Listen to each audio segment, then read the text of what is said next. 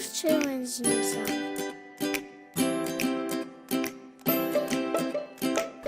Hi friends, this is Holly from the Duluth Children's Museum, here with you again for another Stay at Home, Play at Home video series.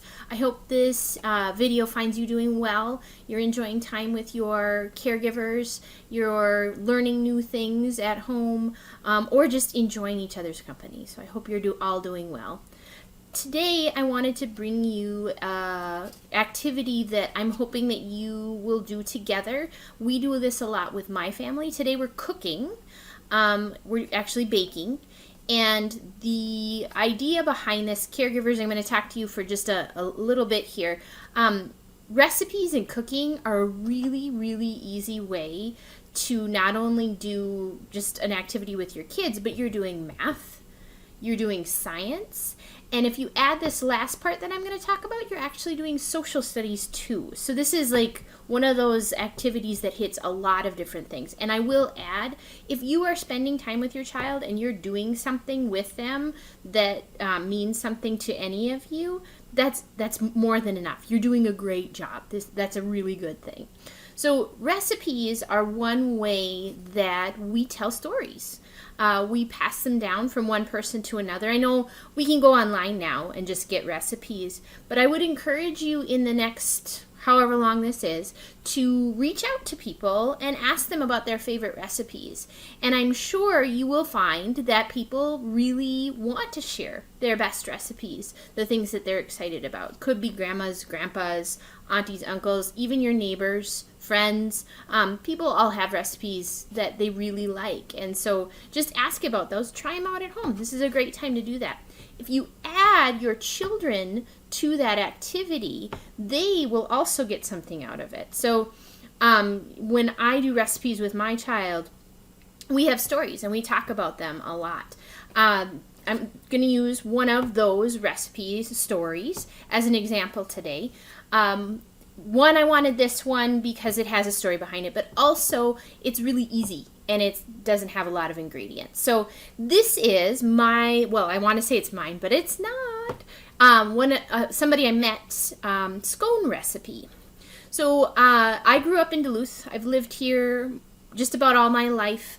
I went to the College of St. Scholastica here in Duluth. And one of the things that they do is they have a study abroad program in Ireland. And I was on one of those trips many years ago. And we met somebody there, the students and I, who was in the local village. Shout out to Louisburg, Ireland, County Mayo. Hi, and my friends who went, all of you. And we met Bernadette Burke. She offered to give us some cooking lessons way back when, and one of those recipes was her scone recipe. Since then, I've been doing this recipe off and on for years and years and years, and every time I do this recipe, I remember something, or I talk about it with my child. If you meet me at the museum and you want a story about this recipe, ask me about my dog and this recipe. I have a really funny story about that. But for now, I just want to share with you this recipe, that small story about it, where I got it from and what I've done with it. And then hopefully you can make it at home. My hope is that if you decide to make this at home, or any recipe really, you and your child will have a chance to have a story. You've already started a story, and you'll hopefully look back on this and say, remember that time we were all cooped up inside and we made that really fun recipe and we just kept cooking it and we really loved it. So hopefully you'll have a story that goes along with some of the recipes that you're cooking at home. So with any recipe, this is where we get to the math and science. We have ingredients. So these are the things that you're going to need for Bernadette Burke's scone recipe. You need flour, 4 cups of flour. You need sugar, 1 cup sugar.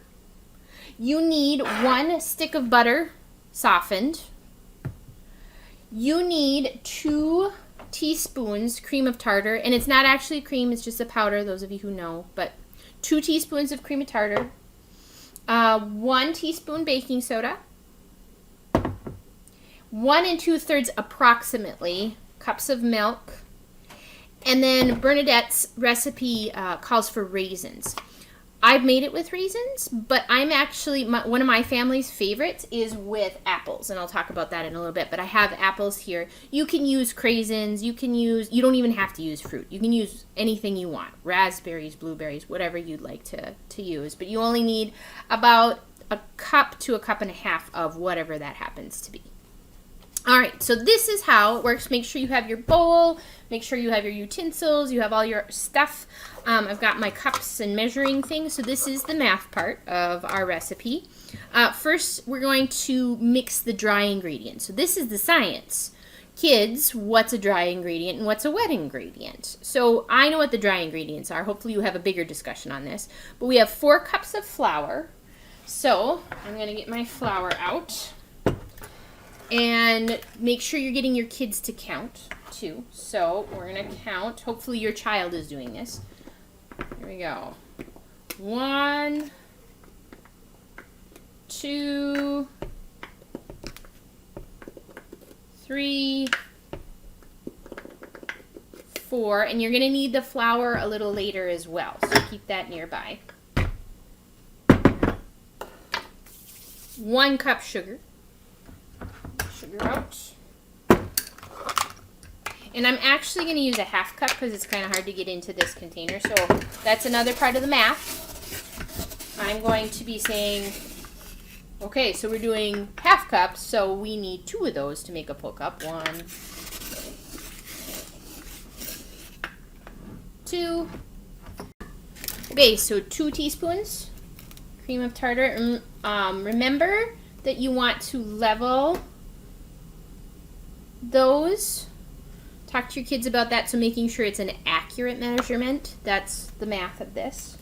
So 2 teaspoons. There we go. 1 teaspoon baking soda.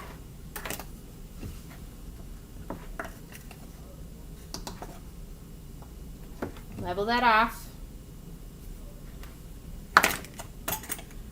And those are our dry ingredients. And I always check when I'm done to make sure that I did it so that I remember that I did it. So flour, yes. Sugar, yes. Cream of tartar, yes. Baking soda. Awesome. Mix that. So those dry ingredients.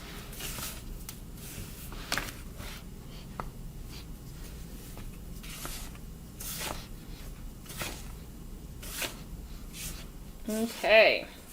So once it all looks pretty consistent, you don't see the parts. Again, science, you don't see the parts, everything's coming together. You can add your butter and mix by hand. Now, remember, you should have washed your hands before this, and you should not be touching your face. Kids love this part because they get to mix it with their hands. So hopefully your butter is soft enough for that. Should be room temperature, which mine is. I also save, so this recipe you don't have to grease your cookie sheet, but if I am greasing something, I will use the butter wrapper to grease it. So just an aside, but all right. So this is the part they love. So they're mixing it together, and squishing it, trying to get it as mixed as you can. Takes a while.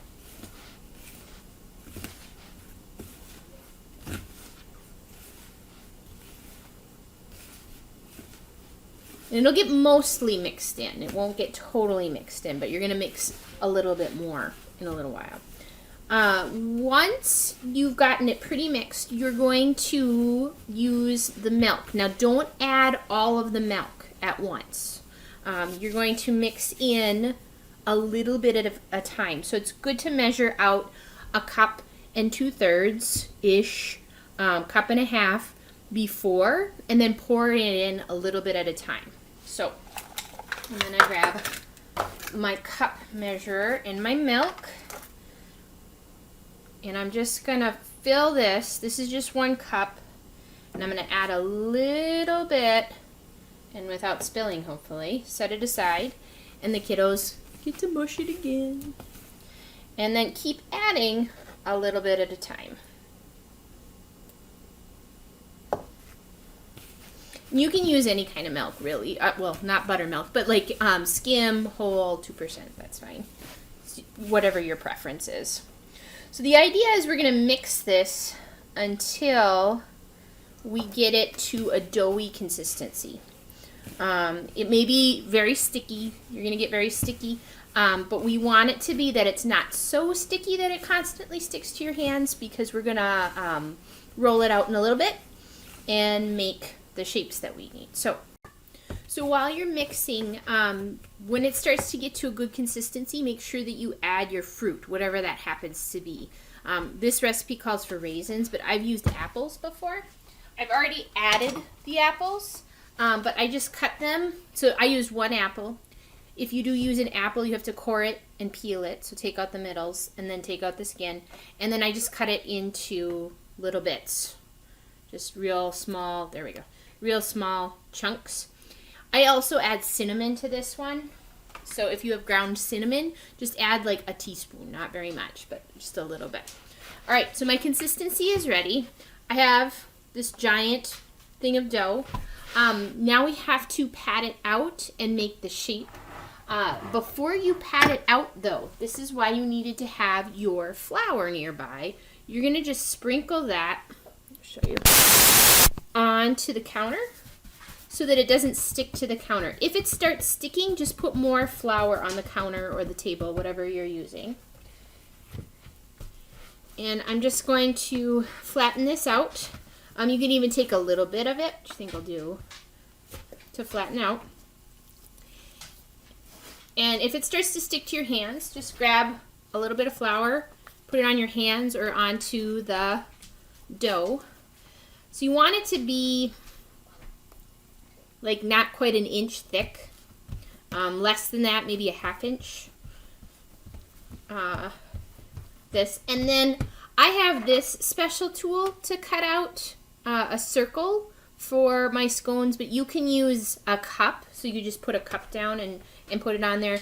You could also just cut it into small pieces, but it should be about this size. So like if you have like pint-sized glasses, that was what I used to use before I got this tool. So you just cut out each one, and there I have my scone. When I'm done cutting them out, I put them onto my cookie sheet, and I am actually going to keep doing this. Once I have my circles, I just, with the leftover, I just ball it up again and start over. And I just keep doing that till I have almost nothing left, and then that last little piece I just make into one of those circles close to that size. In order to cook them, you set your oven to 400 degrees and you cook them for 20 minutes. Take them out when they're about golden brown. Make sure you watch them so that you don't burn them. But about 20 minutes, take them out, let them cool, and they're ready to eat. We don't use butter, but you could. You could use butter. They're delicious. With fruit in the morning, I like them, but you can also use, you could also just make them for biscuits at night without the fruit or with the fruit. It's up to you. So just one more thing from the Duluth Children's Museum that you can do at home. Remember, anytime you spend with your kid doing something, you're going to create new stories and new things. We appreciate you watching. We hope you continue to watch, and we hope you're all doing well. Thanks for joining us today.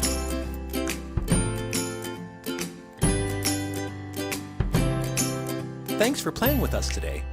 Please consider supporting the Duluth Children's Museum by purchasing a membership or gift card, or by making a donation. Links are in the description.